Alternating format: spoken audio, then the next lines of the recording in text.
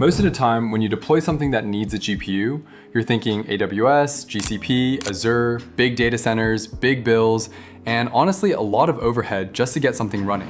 SaladCloud is trying to flip that exact mindset. They take a completely different route. Instead of giant centralized servers, it uses a massive distributed network of idle gaming PCs around the world and lets you deploy your Docker containers straight onto those GPUs. In this video, I'm going to walk you through Salad Container Engine from start to finish. But instead of just deploying a basic app, we're going to turn it into something you'd actually use. We'll still go through packaging and deploying a container, but then we'll take it a step further and run Ollama on a Salad GPU, hook it up to a strong coding model, and connect it to Claude Code so you can see a real AI workflow running on top of it. I'll also point out the practical stuff you need to know, like AMD 64 builds, IPv6 networking, replicas for fault tolerance, and what makes this different from a traditional cloud setup. Alright, let's jump into SaladCloud and deploy our first container. Head over to portal.salad.com and log in. Once you're inside, the first thing you'll need is an organization and a project. Since this is our first time here, let's just create a new project. It'll take like a minute. Let's click on Create a New Organization. I'll type in Eric Tech as the name.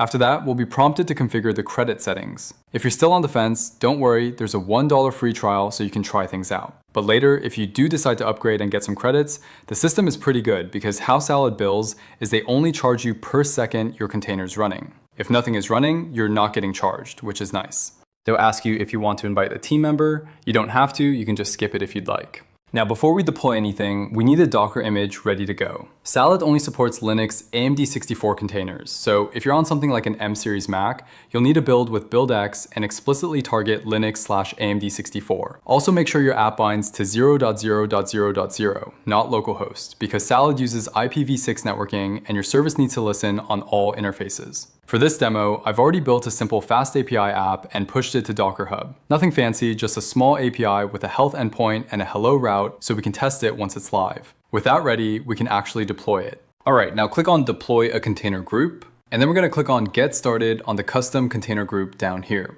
Right, so there'll be two choices. You can do GPU or CPU only. Similar to a PC, a CPU only one will be cheaper. Here it'll be 4 cents compared to GPU that costs 9 cents. So it's like a 50% discount plus. I'll do CPU since my app is pretty light. Let's do 8 CPU and 8 gigabytes of memory.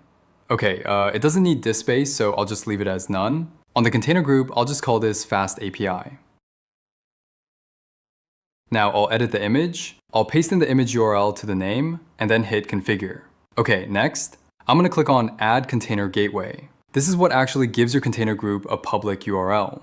For external port, put whatever port your app is listening on inside the container. In my case, it's 8000 because that's what Fast API is running on. This only works properly if your app is bound to 0.0.0.0, not localhost. So if you skip that earlier, this is where things break. Next, you'll see load balancing options. Round robin is totally fine for most use cases, especially if your replicas are identical. You can also enable authentication here, which forces incoming requests to include a Salad API token. For anything public-facing, that's a good idea. Go ahead and save the gateway. As soon as you do, Salad assigns a unique salad.cloud URL to this container group. We won't be able to hit it yet because nothing is running, but once we deploy, that URL is going to route traffic across all our replicas automatically. Okay, now this part is important. This is health check section. Inside your container group settings, this part is easy to ignore, but it's actually important because Salad uses these endpoints to decide when a container is ready and whether it needs to be restarted.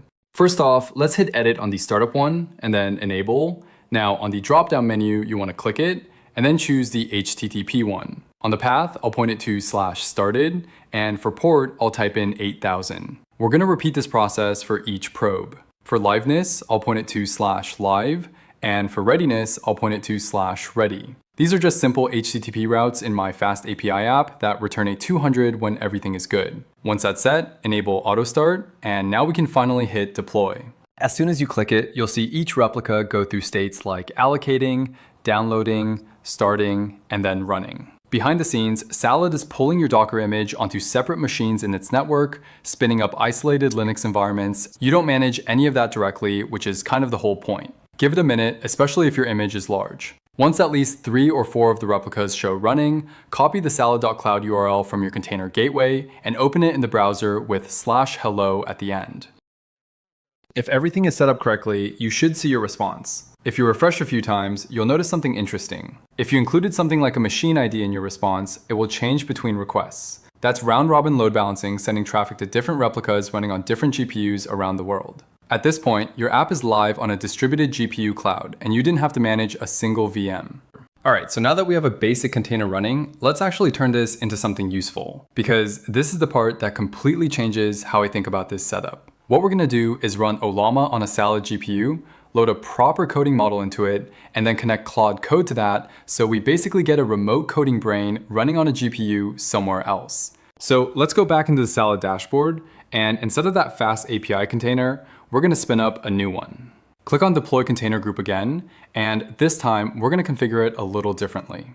For the image, I'm going to use the official Ollama image. So just type in Ollama/Ollama latest, and then hit configure. Now, before we deploy, there are a couple small things we need to set, or this just won't work. First, go into environment variables and add a new one. The key is Ollama host, and set the value to 0.0.0.0. This basically tells Ollama to listen on all interfaces, because if you leave it as default, we won't be able to hit it from outside. Now, scroll down to networking, click Add Container Gateway, and for the port, we're going to use 11434, which is Ollama's default API port. Make sure authentication is enabled here because we're going to need that API key in a second. Once you save that, you'll see Salad generate a public URL for this container group. This is the endpoint we're going to talk to from our local machine. Now for hardware, this part actually matters. You want to pick a GPU with at least 24 gigs of VRAM, so something like a 3090 or 4090, because we're going to run a 30B-ish coding model, and anything smaller is going to struggle. Go ahead and deploy that, and you'll see the same states as before: allocating, downloading, starting. This one might take a bit longer because we're about to load a model into it. Alright, once that's running, we need to actually pull a model into Ollama on that machine. So I'm going to jump into my terminal locally, and instead of running Ollama here, I'm going to send the request to that Salad endpoint. I'll paste in the URL, add the Salad API key header, and then call the pull endpoint with something like quen3-coder32b. When you run this, nothing flashy happens right away, but on the Salad side, it's now downloading and loading the model into VRAM. Now comes the fun part. I've got Claude Code installed locally, and normally this would talk to Anthropic's API, but we're going to override that. So in the terminal, I'm just going to set a couple environment variables. The main one is Anthropic base URL, and I'll point that to our Salad endpoint. Then I'll set a dummy API key and pass in the Salad API key as a custom header. At this point, Claude Code has no idea it's not talking to Anthropic anymore. Let's give it a real task. I'll ask it to analyze the repo and explain how everything is structured. You can see it starts thinking, then it comes back with a pretty detailed breakdown. Now let's push it a bit more. I'll ask it to write a unit test for one of these functions and fix any issues it finds. And this is where you start to see the agent behavior. It's not just spitting code, it's actually reading files, making edits, and iterating. And the important thing here is none of this is running locally. My machine is just acting as a client.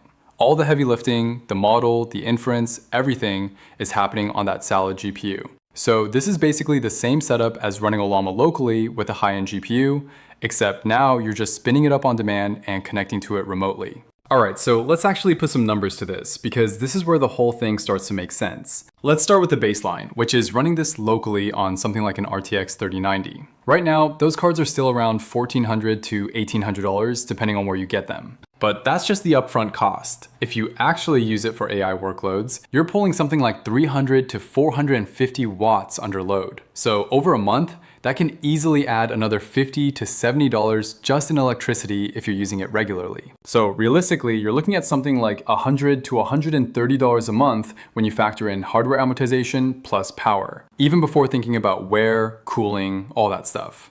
Now compare that to something like RunPod. A 3090 on RunPod right now is roughly 46 cents an hour on the low end and can go up to around 59 cents or even 70 cents depending on the tier and reliability. So if you're using it, let's say 4 hours a day, that's about $40 to $80 a month. But if you accidentally leave it running or you're doing longer sessions, that number can climb pretty fast. Now here's where Salad is interesting.